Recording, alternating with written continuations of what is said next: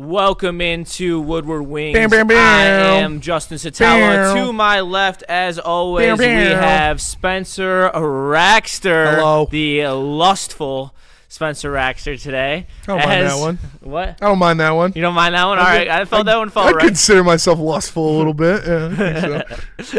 We appreciate Gordo getting it started. Shout out, Gordo. He's been killing it here at Woodward Sports, so make sure you tap into Woodward Tigers to get in with him. But today. And follow him on Twitter. Yes. Gordy Sports.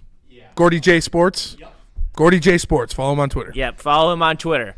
So this morning / this afternoon, it was at 12:30, so kind of the mix of the two.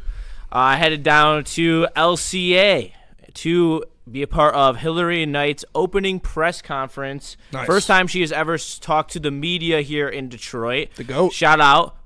Real captain. Real captain. Anyway, we appreciate her. She was very well spoken, and all she wants to do is win here. She gave a lot of compliments about the girls. She said the biggest compliment, though, she gave was to the city of Detroit and about how, which is funny because she came from Seattle, which is known to be having great fans. She said real sports city. So I don't know if that was a slight, but she did refer to Detroit as Hockey Town and wants to help show that off in the women's space. So shout out to Hillary Knight. She was very nice, very kind. I also met Minot Rayoun as well. Shout out. Dropped Mike Schmidt's name. There you go. Which more about Mike Schmidt later. Mike Schmidt opens doors. Yeah, he drops his own. He has his own opinion about the Larkin stuff, so we wouldn't deprive the people of the NHL legend Mike Schmidt's Shout out. opinion as well. So a lot of good stuff on the horizon. She said Locker room guy Mike Schmidt. they're going to want to have some conversations in the future, so that's still on the horizon. They're just really trying to figure stuff out. So yeah, I mean they don't even have a name yet, so that's and they know nothing. Like yeah. Like Hillary Knight was even was joking about it with us, and she was like, "Yeah, I'm trying to figure it out. Yeah. I wanted to know." But shout out to Hillary Knight, obviously, the legend, the captain, the gold medalist, arguably the greatest women's hockey player ever, especially American. So shout out to her. It's awesome to, like you said, have a real captain in Detroit. No, but jokes aside, she's a great captain. She's going to be the best thing that could happen to PWHL in Detroit as an ambassador for the game, as a leader in the community and different things like that. So shout out to Hillary Knight. Shout out to PWHL Detroit, and hopefully having us down. We appreciate it. Having Woodward Wings out, we appreciate that big time, and hope we can continue to shed some light on that, because they're going to be a fun team to watch, man. We're going to have a damn good hockey team in Detroit, and then we're going to have the Red Wings. So hopefully the PWHL ladies can bring Hockey Town back to what it truly is. Yes, and if we had Mike Schmidt in studio, I would show you. I got firsthand video of the Hockey Town logo on center ice, just to, if you didn't believe it out there, if you thought maybe it was an AI image. It's there. I brought my own physical evidence that we cannot play for you, unfortunately, but I did see it with my own two eyes. There you go. It is on center ice. It is there. But I also shout out to them. They had a really cool Hillary Knight montage of her highlights from the USA run on the video board. So I sat there watching them at center ice on the benches. So it's pretty cool. And shout out to Hillary Knight. She deserves. You guys should all be hockey fans of the new PWHL Detroit team, because PWHL is fun to watch. It is. And we're gonna have an electric team with multiple girls who are filthy. Yeah, in a good way, in a hockey way. Yeah, it's fun to watch, and like you guys know, I'm not a big fan of WNBA, but the PWHL is fun. It's good hockey. It's fun to watch, and we got some damn good players. So absolutely, Larkin still wouldn't be a 1C in the PWHL, says Jesse Woodward. Well, zing! As you say that, it's funny you say that, because we have to talk about that, because as we have talked about for the last 2 weeks, the NHL has been releasing from their media, NHL.com media, has been releasing their lists of the top 20 of each position. Yeah. So we had Sider, who was 9th for defenseman. We had Raymond, who was 20th for wingers. Shout out. Both sides, not one. Cat not on there. Which... I think Lucas deserved it, obviously, and Lucas deserves to be higher than Cat, I think, as an all-around player, but I think Cat should have made it too. Yeah, I agree. And then lastly, let's start it with, because there's two lists that Dylan Larkin is on, not just one. There is the centers list, where Dylan Larkin was named, and look, I can't lie. I think the fact that the trade rumors are out there, I think that plays a factor. Personally, and you can call me crazy for thinking that the rumors being out there has caused him to have an uptick on how good people think he is as a player. But for the top 20 centers list, coming in at number 20, Dylan Larkin. 19, Tage Thompson. Big jump there. Big jump there. 18, Wyatt Johnston. Yeah. 17, Brandon Point. 16, so thank you. Sorry. You're not a name guy. It's all right. We know this. Connor Bedard. Chad knows this by now. 15, Nico Hischier. 14, Leo Carlson. 13, Tim Stützle. Yeah. 12, Sebastian Aho. 11, Mark Scheifele. 10, Jack Hughes. 9, Nick Suzuki. 8, Austin Matthews. Jack Hughes at 10, huh? Yes. Pretty. 7, Sidney Crosby. 6, Jack Eichel. Sid's still doing it. I know. 5, Alexander Barkov. 4, Leon Draisaitl. 3, Macklin Celebrini, return of the Mac. Yeah. Number 2, Nathan McKinnon. Yep. And number 1, of course, McJesus. Connor McDavid. Spencer Raxter, your initial thoughts to Dylan Larkin first being on the list, and second, the list that followed.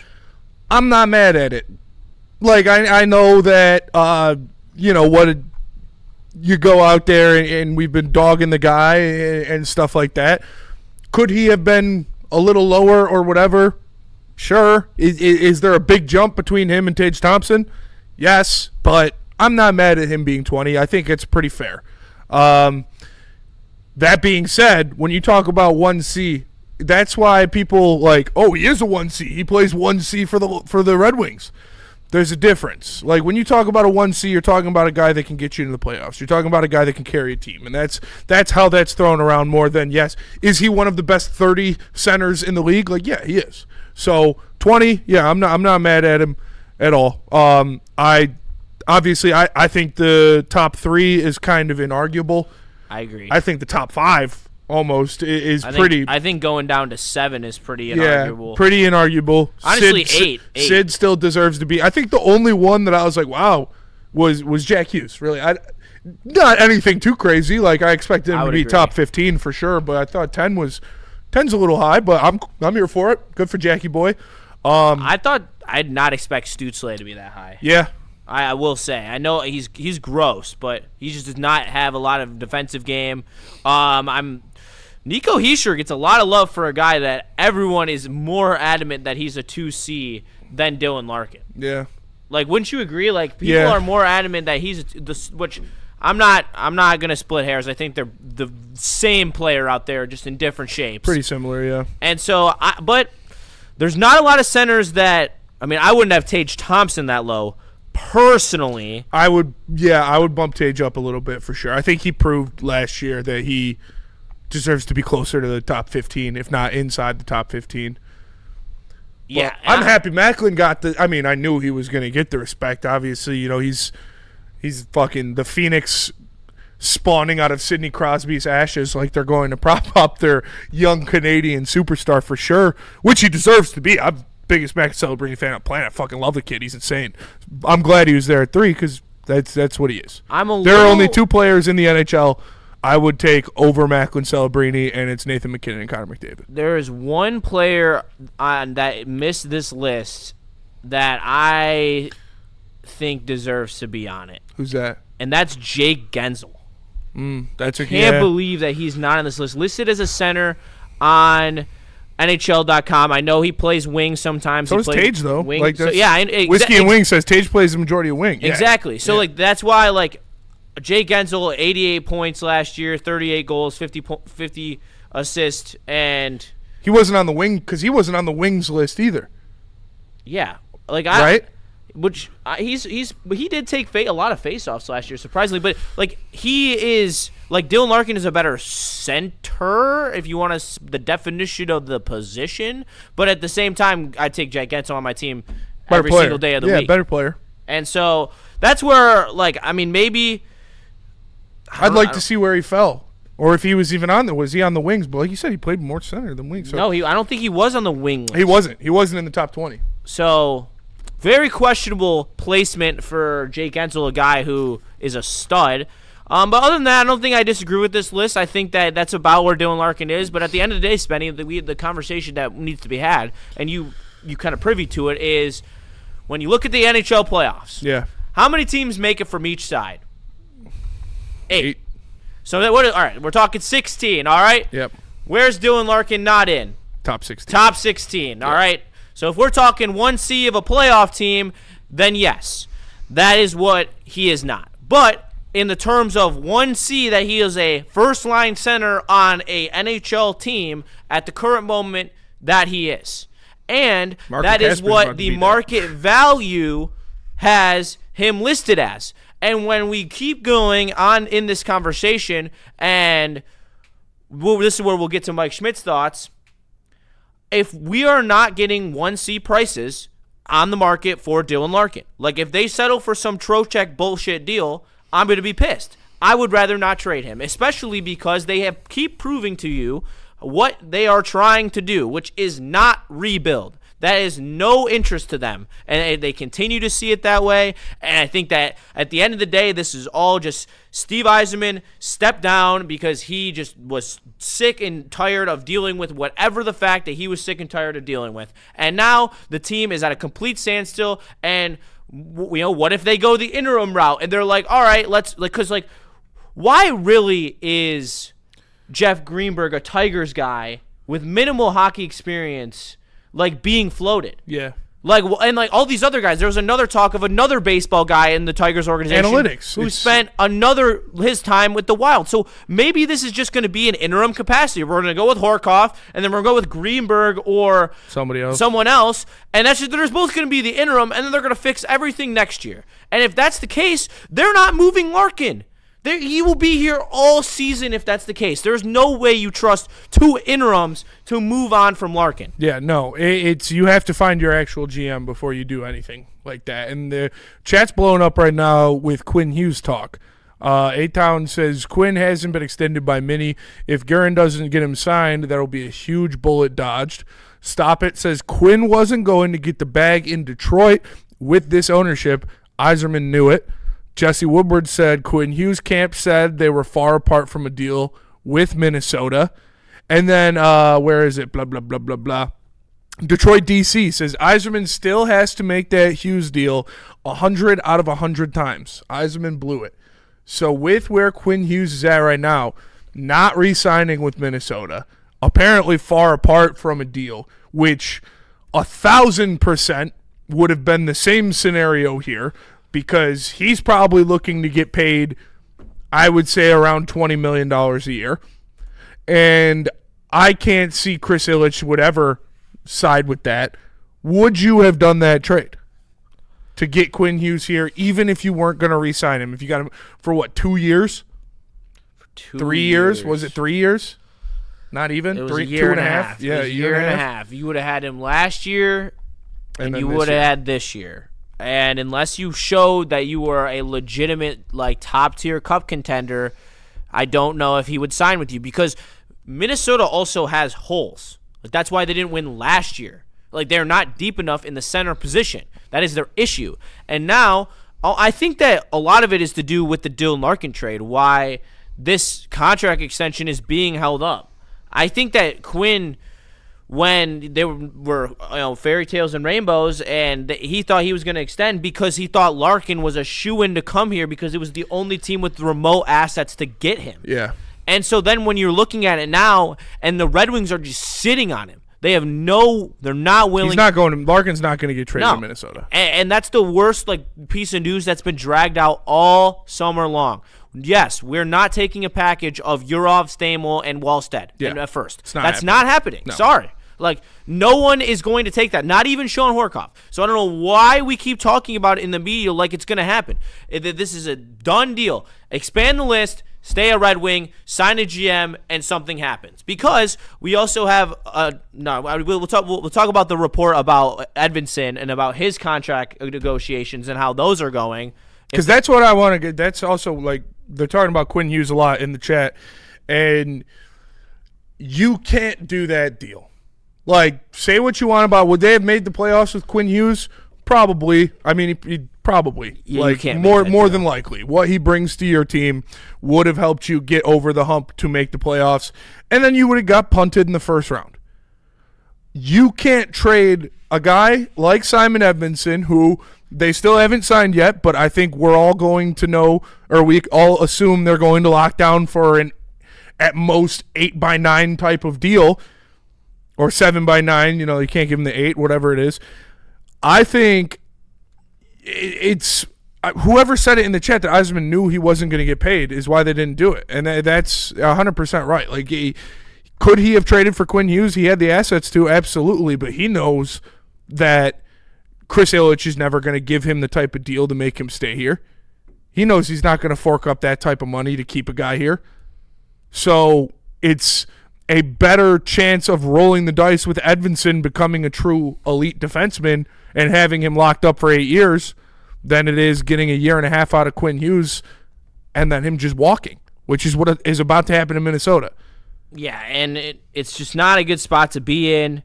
I looking back at it, without a commitment, like, you couldn't have made the deal. Like, that's how it is, especially because Minnesota is in a better spot than you would have been no matter what. Yeah, Minnesota would have been better than you even if you added Quinn Hughes.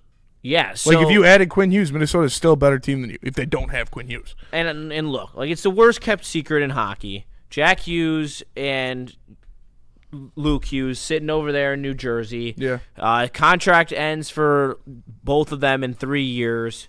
However, New Jersey has $32 million in cap space next year. It's a lot of money. And it's 22nd in the league, but when we're talking about paying, you only got to pay one guy. You only have to pay one guy. Like, they have most of their core locked down for next year. And they can always do some cap gymnastics at the end of the day, trading some guys. They got some older vets like Timo Meier and Dougie Hamilton. I just think that that's going to happen. Yeah. I think because at the same time, New Jersey, you can either live in some nice parts of New Jersey. Yeah, not the Hamptons. Fucking the Hamptons, right? That's over there. I don't know, but or you could just live in New York. Yeah. Or you can just live in New York, which I'm assuming Jack does, and. Like, it is a slightly desirable destination. And I don't think that there's any chance that Quinn Hughes goes anywhere other than where Jack Hughes and Luke Hughes are. No, he wants to play with his brother for sure, and that's why you felt like if you could buy Quinn Hughes, then you'd figure out a way to get Jack Hughes to your team. But obviously, he doesn't want that to be the situation.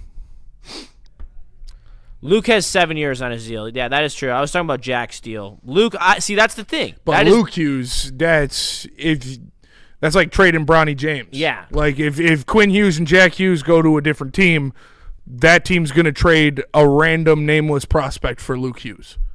Yeah, like, Luke Hughes is solid, but that's another reason why he would go to, like, Dr. Detroit's on my ass today. Like, relax, man. I saw the video. It was like Luke Hughes up in the press box while Jack and Quinn walked out Morgan Wallen at the big house. And he actually went there? Yeah, tough. You hate to see it. But yeah, I don't think Jack or Jack or Quinn are worried about Luke Hughes' contract because they'll just have their team trade for him. Yeah, and like when you're getting essentially 2 top 50 players in the NHL, 1 a top 10 player in the NHL, you have the power to do that. Yeah. And it wouldn't cost that much. But in terms of contract extensions, we have one person that needs to be extended, and Jesse Woodward was talking about it earlier in the chat, Hughes. And this is per Bob Duff, and it says... this was on the Full Press Hockey podcast about Simon Edmondson. Well, okay. Edmondson's agent just recently said, like, he doesn't know who he's supposed to even be talking to negotiate a contract, which makes sense. Where did you read that off of? Off of the top of our chat from Jesse Woodward. Oh, shout out. I was like, damn, I thought you were opening up an article or something, but you're just looking at the chat.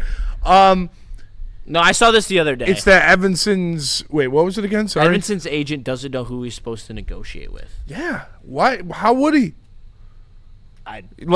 Obviously, Sean Horkoff isn't in a position where he can make contract deals with anybody because he doesn't have the authority to sign somebody.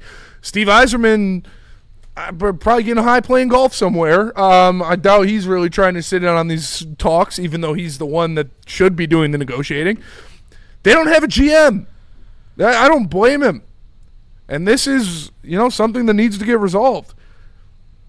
Which is, again, why it makes sense that fucking Stevie walked away rather than Chris Ilitch saying it's time for Stevie to go. I know I keep repeating myself, but it's just every point that lines up.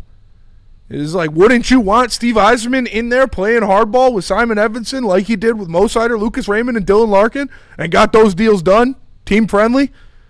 I would.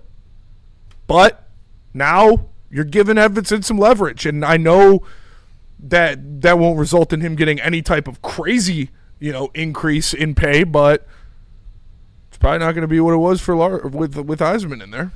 Yeah, I mean, and that's why I wish that Yzerman probably didn't want to go through another hardball negotiation with Edvinsson like he did. Fuck no. That's the shit that wears on you. Other than the watching like your team lose and watching these guys fall apart in March every year, I'm sure going in there and fucking arguing with these guys over shekels pisses him off because he wants to be able to pay these guys a certain. But he knows you can't. Chris isn't going to sign off on it unless I get you to a certain number. And that shit's probably very stressful. Obviously, I'm just assuming, but I would think that that's probably one of the most stressful parts of the job. I would agree. Especially being a former player. Yeah, I couldn't imagine. And especially being a former player, you've seen yourself on the other side of the desk. You know what it's like. You know how dealing with your agent trying to get you the best deal. And it's not a good situation. But tonight, the top 50, or no, not tonight, on Sunday. Sunday, the top 50 players right now in the NHL will come out. Shout out. Last year, and I had this wrong, Spenny, on the prep. I'm sorry. I didn't realize it was from 2025. I thought that this was this year's list. So we will find out this year if Dylan Larkin is a top 40 in the NHL. So that's why I put a question mark, always thinking ahead. But there you go. Smart. Last year, Dylan Larkin was ranked 41st overall in the NHL of all positions. Not just the position of center, well, obviously, but of all positions in the NHL. There is no other Detroit Red Wing in the top 50 of this list. However, that will change. I think that will 100% change. Mo Seider will be a top 50 player at the very least. Lucas Raymond should as well. I want to read some players that were below Dylan Larkin last year, and I'm just to give you a feel. Let me guess some. Okay. Tage Thompson, Mo Seider, Lucas Raymond. Tage is not on the list. Tage is not on the list. So yeah, he's not on the list of below, or he's not on the list at all. Yeah, so obviously he was way below. So he wasn't even top 50. Lucas Raymond wasn't top 50. Nope. Mo Seider wasn't top 50. Nope. Let me think. Who else? Macklin Celebrini, obviously. Yep, is going Celebrini to was be not in that on here. list. Schaefer will probably be in that list as well. He's not on this list, and I do not know if he will be on this list. You don't think so? Actually, yeah, he will. He was on the he was on the top 20 defense. You got to think the he top. He got knobbed off in the D list. I can't lie. Yeah. Who else was below him? All right. Alex Ovechkin, which at this point in his career, I'm sorry, is not better at Dylan Larkin. But a bunch of people that will probably be above, in my opinion. Jason Robertson, Clayton Keller, yes. Brady Tkachuk, yes. Brandon Hagel. Yes. Jasper Bray, I'm going to say no. No. Jake Gensel, I'm going to say yes. Yes. Jake Sanderson, I'm going to say yes. Yes. Tim Stützle, I'm going to say yes because he already was put above him on the. And then above him, last year by one spot was Nico Hischier. He'll be above him. Is going to be way above him. And also last year, surprisingly, above him was Robert Thomas, who came in at 32. Dylan Larkin came in at 41. Wow. So if you think about the Robert Thomas deals and how hard it was to move him, and they couldn't even find anywhere that was looking to pay the premium that they were looking for, it does question how long it's going to take for us to trade Dylan Larkin. Yeah, and I think Dylan Larkin will be around the same spot in this, maybe mid-40s. But the question is, because we think he's going to stay there, who else is going to be in there, and then guess their projection? Mo Seider will be a top 30 player. I think Mo Seider will be a top 30 player in the NHL. Okay. Because he was in the top 5 or top 6, wherever he was. Or sorry, he was in the top 10 of that list. So if there's 10 centers, 10 forwards, 10 defensemen, he's in the top 30. I think I think I'm gonna go with top 25. I'm confident that he's gonna get some love. I really feel like he is. I think that people respect the way that he has to anchor this Red Wings team, and I think that's gonna give him a little boost up the list. I think he should be in the top 25 for sure. But I'm gonna say top 30 to be safe. I think that's the safe choice. I'm cutting it. I think Lucas Raymond should be top 40. I'm gonna say top 50. I don't think that he's gonna. I don't think that. I think both DeBrincat and Raymond will both come in around the same spot. DeBrincat a couple spots behind him. Will either of those guys be over Larkin? No. Which? Because I think there is some positional value there. There is definitely some positional value built in there. I think that we're looking at DeBrincat. I'm going to say at 49 where Jason Robertson was last year, because I think they put up very similar seasons from 2025 Jason Robertson to 2026 Alex DeBrincat. So I'm going to put him at 49, and I'm going to put Lucas Raymond at the 46, 45, 44 range, where last year they had Jake Gensel, Jasper Bray, and Brendan Hagel. And Brady Tkachuk. I think it's going to be right. He's going to be right there. That's fair, because that's like guys that were just on the verge of breaking out and broke to out. Being real stars. Yeah. So, yeah, I could see that. Gibby, maybe? Probably not. There's no goalies on this list. Or except Sergei Bobrovsky. There's one goalie. That's crazy. Oh, nope, two. Shurkin was on here. Never mind. Oh, yeah. Only 2 goalies? That's kind of crazy. Oh, never mind. 4. There's 2 in the top 10, which I didn't expect. Hellebuyck and Vasilevsky. I was going to say, well, Vass won't be on there. No. But it'll probably be Hellebuyck, Shesterkin. It won't be Gibby, though. No. I think that's right. No, yeah, that's fair. Because he's what? He was like 14th or something as a goalie or something. I don't know. I don't know if they did the goalies yet. He should be in the top 20 goalies, but probably not. They don't value them as much, which is crazy. Did they do goalies? We might have missed it, but that might have been because Gibson wasn't on it. Could be. But let me take a quick scroll here. Yeah, I mean, like the Red Wings are kind of treading water right now. When you look at the Larkin situation, when you look at the Edvinsson contract, when you look at what's going on, he didn't make the top 20. They did top 10. Top 10. Damn, dude. Why are they disrespecting goalies so much? Top 10 goalies, and he did not make the list. That's fair.